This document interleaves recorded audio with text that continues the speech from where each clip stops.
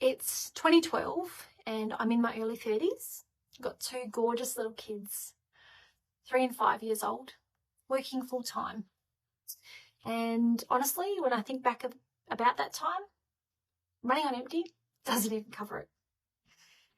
I had this gorgeous little cottage that the kids and I lived in, and out the back there was this beautiful garden. It was full of beautiful green ferns, like just really peaceful, really lush.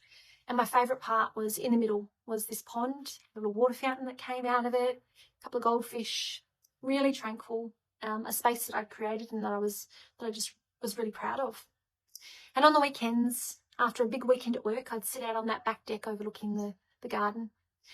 And by all accounts, I should have felt content, really. I'd made this lovely space that I was sitting in. My kids were happy and healthy and, you know, I was holding everything together. It looked like I was anyway. I had a high-paying job that I was doing really well. Ticks all the boxes. But the truth is, I felt so alone. Like, really alone. And I just felt disconnection at that time. Probably even more so than I would during the week. I suppose during the week I did feel valued at work. And then I'd come home, but that feeling just didn't stick. And when I sort of reflect on maybe why, it was probably because I was looking to other people to define my value, to define my worth. I was looking to others to tell me who I was. So to explain that a little bit more, I think I was, measuring my worth by whether other people were validating me, whether they liked what I did, whether they thought that I was good enough, whether my colleagues respected me. And, I think they did, they probably did. But I just couldn't hold on to that feeling that I got. And the reason why is because I wasn't giving it to myself first. The thing is, everyone's got their own lens that they view the world through. And I was putting myself up against something impossible in that I was trying to earn worth from people who were never going to be able to give it to me. Because the only person that could give it to me was me. And it took me a really long time to work that out.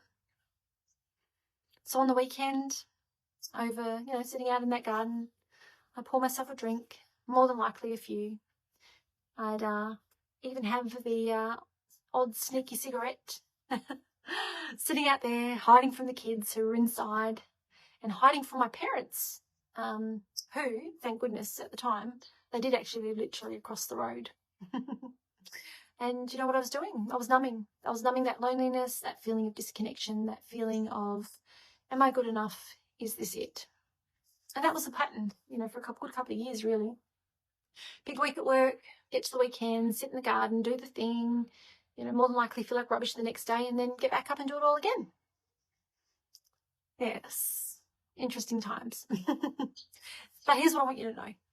Even in the middle of all of that, there was something in me that would not go out. And it was this tiny little spark. And that spark was gratitude. Even on the mornings after those nights, slightly hungover, exhausted, sometimes not really proud of myself, I would always find something to be grateful for. And, it felt a little bit embarrassingly small, really, because it wasn't big things. It might have been the morning light on the kitchen bench, my hot cup of coffee, hearing my little kids, they really were gorgeous, laughing in the other room. Something, anything, really. And I thought at the time, because it seemed so small, is this actually doing anything? And even though I had those thoughts, I kept doing it because why not? It wasn't doing any harm, that's for sure. And what I realised over time was that, hey, it actually was doing something. It was doing a lot. It was really slowly. It was really quietly. It was to the point where sometimes I didn't even notice the impact that it was having. But, what I realised, it was actually giving me enough fuel to get back up week after week. And what I found over time was that the numbing and the hiding, I tended to need it less. And look, I think it was because I was starting to feel more connected.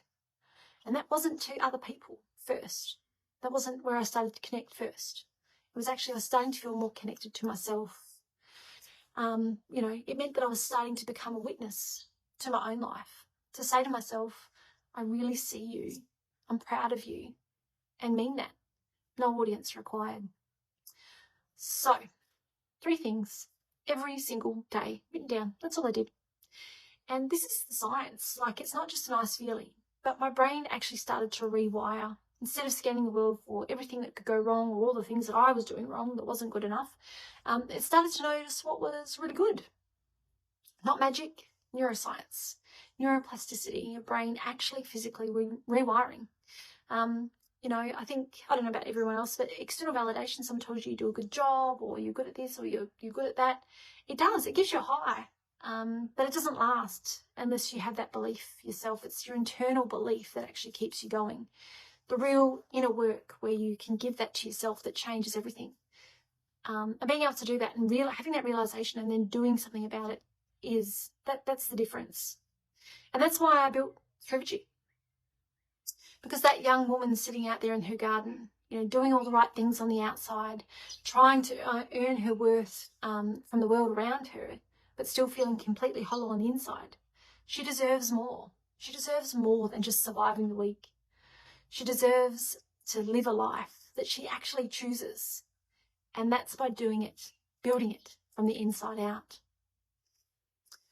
So if you can hear, you know, elements of yourself, or if you can resonate with anything that in my story, if any of that sounds like you, then I genuinely invite you to check out the link that's in my bio.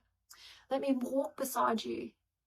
I will walk beside you as you go through this journey, as you come home to yourself. And once you come home to yourself, that's when we start building. We build from there.